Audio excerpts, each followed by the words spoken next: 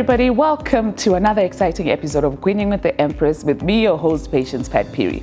For as long as I can remember, women have been in charge of telling stories. Ekhaya ngikhula eFlabusi would sit around emlilweni in the evenings and our grandmother will tell us inganekwane and would believe, sibe busy, sithi jefunde.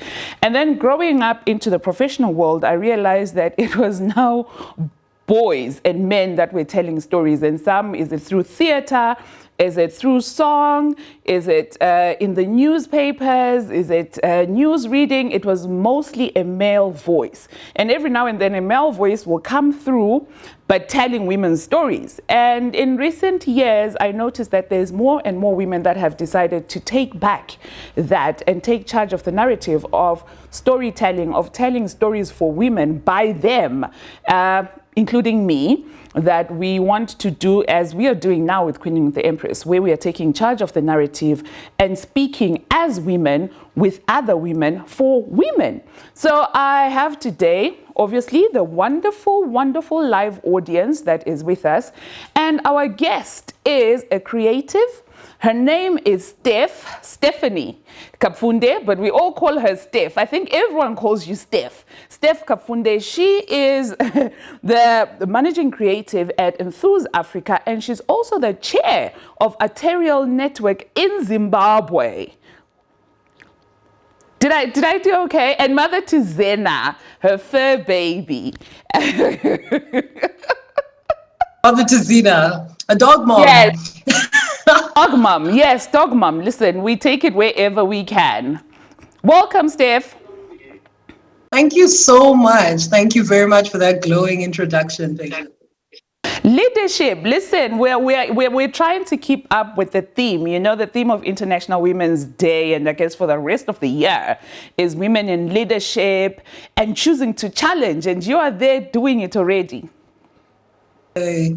Wow, that's you know what's beautiful about the opportunity that came with being the chairperson or chairwoman, so to speak, of Arterial Network Zimbabwe, is that it's amazing to have that much confidence bestowed on you from the very same people, you know, that have been the gatekeepers, the pioneers of our creative space. So it's a pretty big deal, at least to me.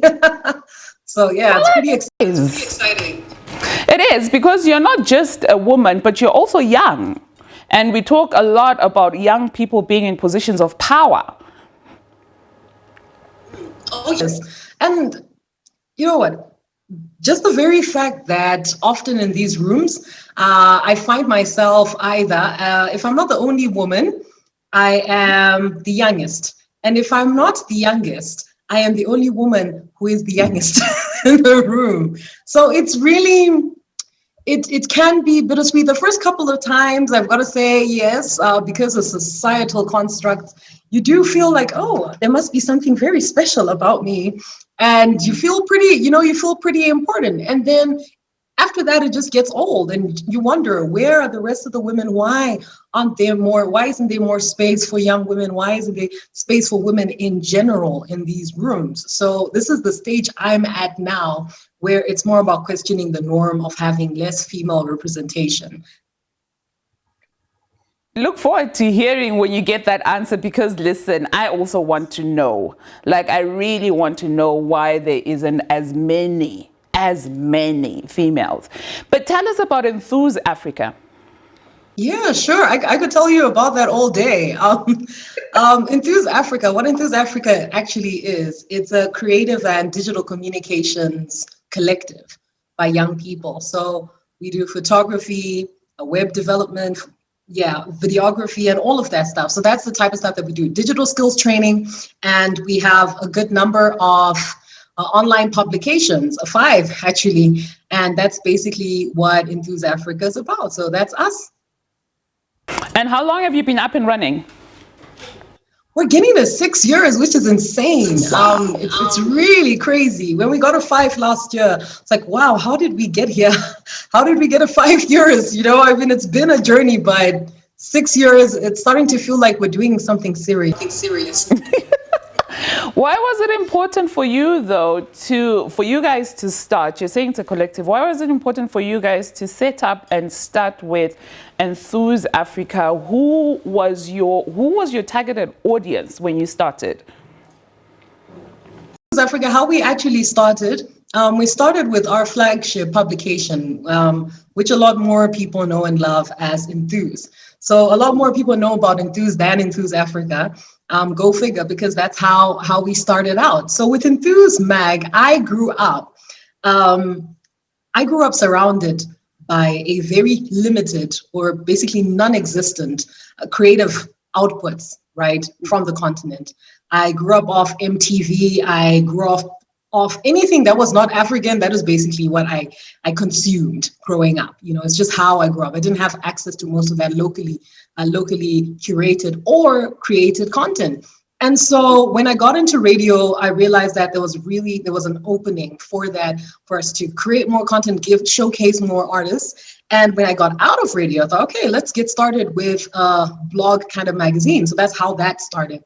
And we would tell stories and provide platforms for artists that weren't mainstream, but just really showcasing the creative excellence that we have in the country and on the continent as a whole. Okay.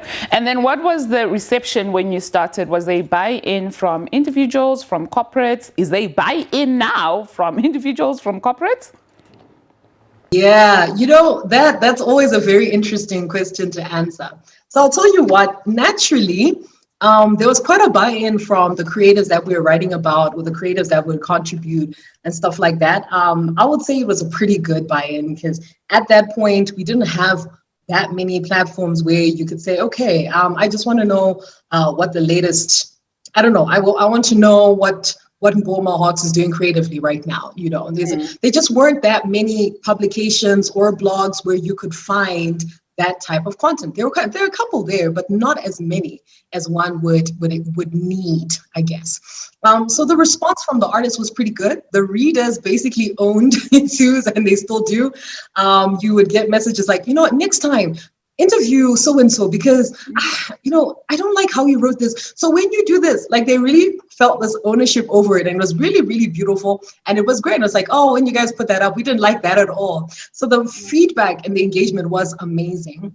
And then looking at corporate Zimbabwe, we really did not fit in to the normal type of publication space. I think we were a little bit, I want to say, not necessarily unorthodox, but we would discuss taboo topics that no one wanted to talk about. Openly discuss sex, openly talk about patriarchy, openly, there were a lot of issues that we would broach that were not necessarily everyone's fun favorite. So I think it was a bit of a scary bit to take up in corporate Zimbabwe like 6 years ago.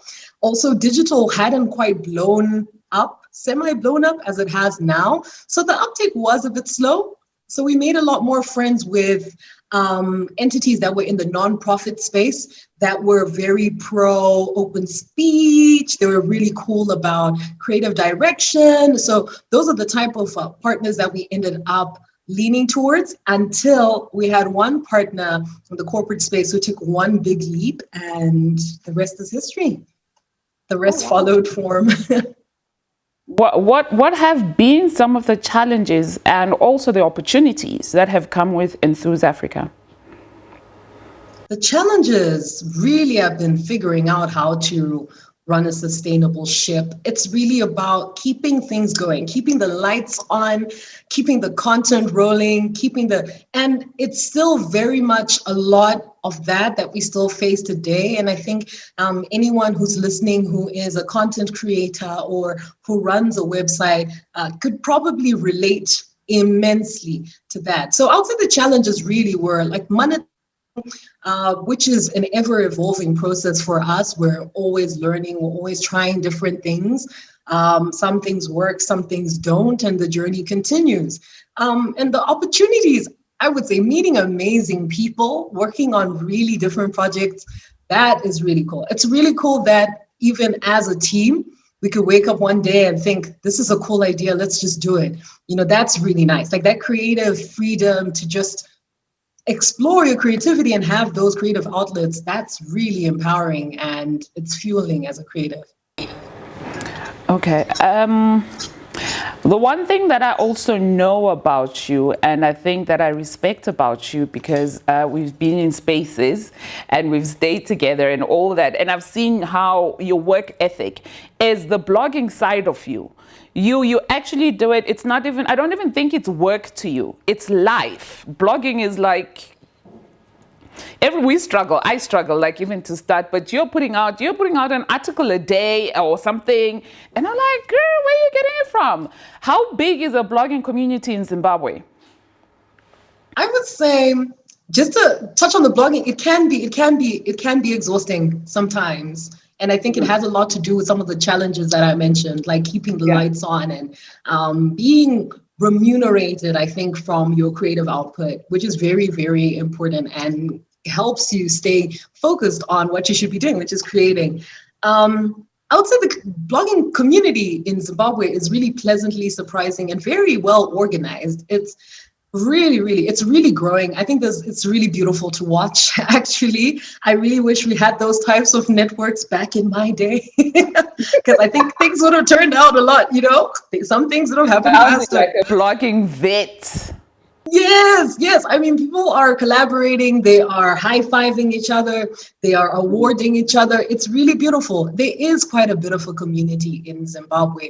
And of course, I wouldn't want to compare it to other countries, but what I do know is that it's clear that the community exists, and it's clear that the community is willing to organize and collaborate. And I think that's not a ray of light. I don't know what is. And then when it comes to blogging, I know a lot of people have an issue, well, not really an issue, but it's trying to understand what is blogging, what is vlogging, what is it all about, what is the purpose, is there enough content for everyone to be a blogger, to be a YouTuber, is there enough? There's actually too much content. There's not enough people to consume the content, and that's there's way too much content, actually. That's the actual, it's a good problem to have, I think, in an African context. African context, let me correct my statement. I would say overall, if you're looking at blog sphere in a global type of context, there's so much content, it's almost exhausting. But here's the thing, looking at the African continent, there's lots of content too, but not necessarily in the context of the African experience, which I believe is a real opportunity that we could explore a lot more. So yeah, I mean, there's definitely a lot of content. I think it's always a question about figuring out what context works for you as a blogger, what story you want to tell. So essentially, when you're looking at blogging, so there's blogging and there's content creation.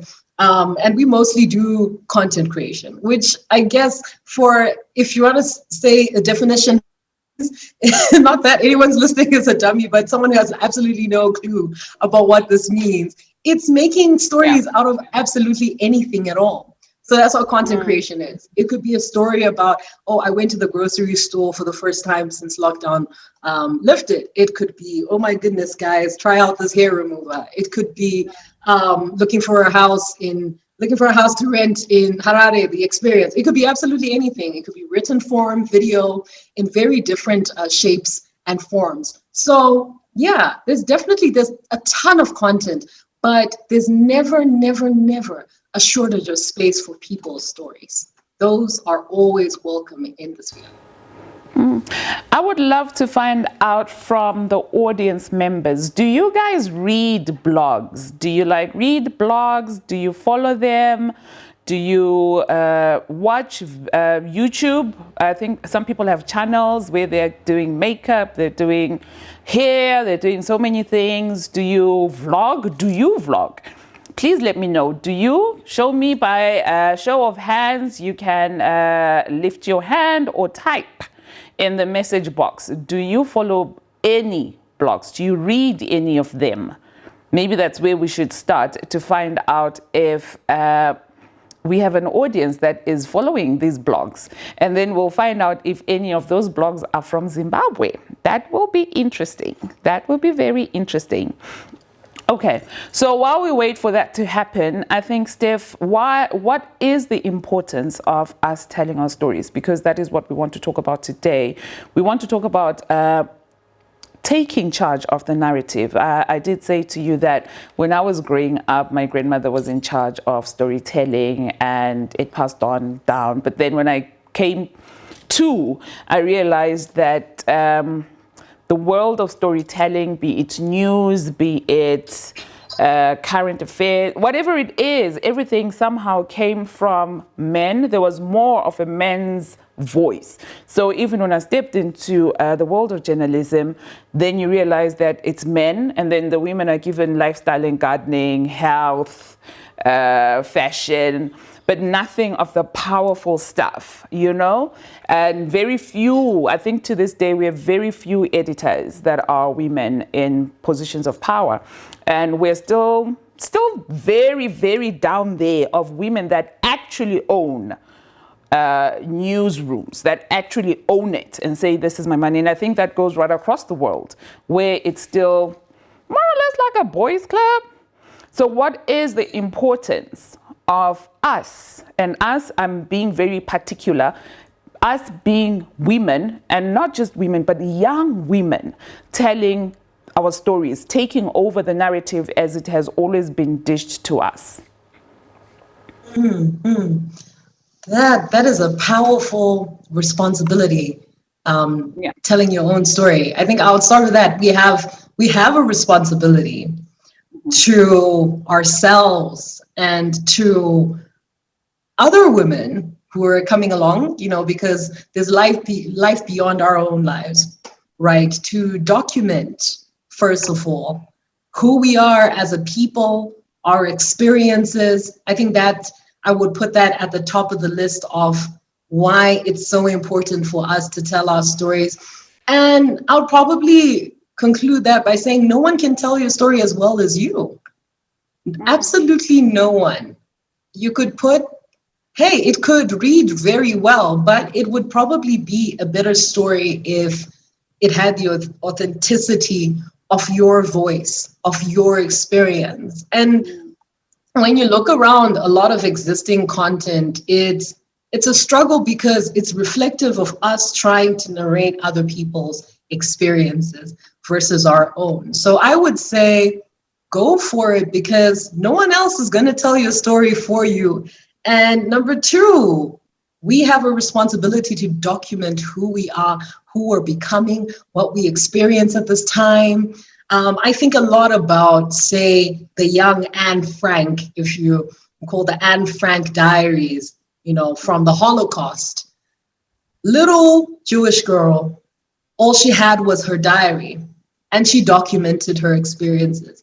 Half of the feminine experiences during the Holocaust we would have never known if it wasn't for those diaries, right? So that's one very extreme example. You might say, oh, well, I'm not living under circumstances, you know, I mean, there's no big deal. But every single thing about the time that we live in now, your story, your documentation, even it can be as much as keeping a diary that you'll time capsule for your daughter or for your grandkids. You know, it's so vital, it's so important, because you're documenting you. And your story is of immense value to the generations that come after. And it's also of immense value because you've told it. It's your voice. Okay, that is very powerful. And I know that the Anne Frank story has been told over and over. It's been made into movies. The book has been sold out, and it's a story that I guess we'll never get tired of hearing, because it recalls it captured a certain time and emotion that, like you're saying, if she had not, we would not know. Yeah, absolutely. Absolutely. And that's something that I wish more African women would take advantage of. There's so much to tell. There's so much. Okay, so I had asked the audience, and these are some of the responses. Mrs. Duncan says, yes, I follow a number of blogs. I am not a blogger myself, though. Alette is like, I do follow blogs and vlogs. Sharon, I love podcasts more than blogs, but I do read some blogs here and there. Rachel says, I am a blogger, but I post once in a decade. Why? Rachel, I would love to know why are you not posting regularly? What keeps you from writing? And Kelsey says, I do watch YouTube videos and read some blogs, but I am not a blogger. Onokta, I do follow some blogs, but I mostly listen to podcasts because I'm a podcaster as well. It helps in my creation process. Nice. Memory says, I do follow a lot of vlogs, and there are some content YouTubers that I am obsessed with and would love to see similar content in Zim. I'm not a blogger, and I think I should channel the same energy with blogs like I am with vlogs. True, it's important to share stories because you never know how your story can impact someone else's life. That's from Tatenda. And Shemaine says, I watch YouTube videos, but I am not a blogger. Because I also says I watch YouTube videos only. Umane said, I have fallen in love with podcasts now. So exciting. Would love to learn how to blog. I've read some stuff here and there. Okay, so we do have people.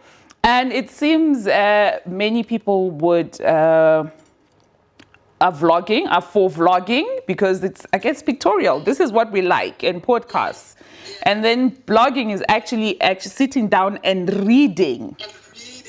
And reading. So we see where the problem is. Yeah. Okay, so my question... Oh, go on. Go on.